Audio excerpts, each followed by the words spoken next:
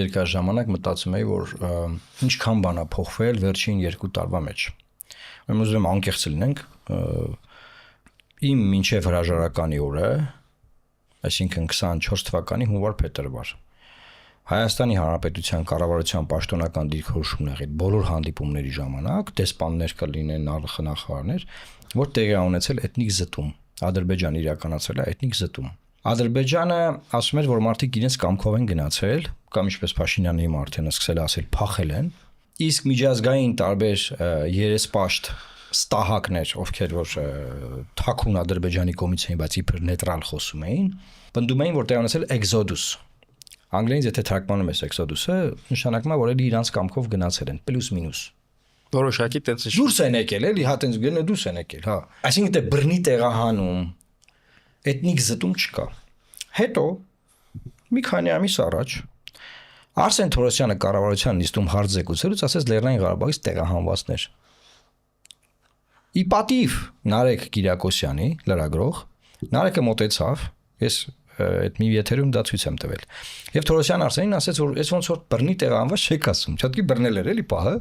Բա ինչ կարևոր է բան, ման, դուք ասեք, բան դուք ասում եք, նա ասես մենք լրագրող ենք, դուք կառավարության, դուք ոնց որ բռնի, բա կարևորը բովանդակությունն է, մենք օգնենք մարդկանց, կարևոր օգնությունն է, օգնություն ենք տալի բան, ոչ թե ձևը, այսինքն ըստ Թորոսյան Արսենի իրենք մտածում են, ես կառավարությունը մտածում եմ, որ ձևական բան է ասել էթնիկ զտում, թե բռնի տեղահանված, ձևականություններ ասա, հա։ Բառը, Այսինքն որ մեկին ես քրեական իրավունքի մասնագետ եմ նաև, որ մեկին բռնաբարության համար մեղադրանք առաջադրված լինի,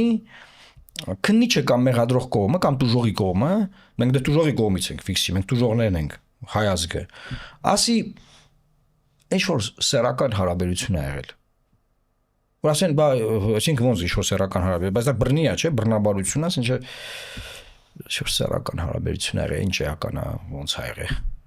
Ասենք ոնց կարա ասենց բան լինի։ Այս համեմատությունը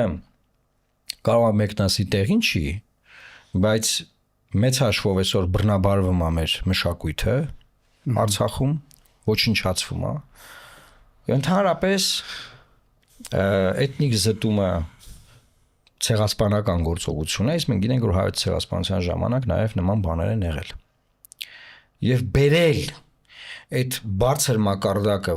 ոտնահարման, տենց կամած իջացնելով բերել դե որ տուն են գնացել, կամ ցեղասպանության մակարդակը բերել ցենց դե որ մտածել եմ այդ 1.5 միլիոն անուններն ուրա։ Ուրա ունեք այդ 1.5 միլիոն անունները։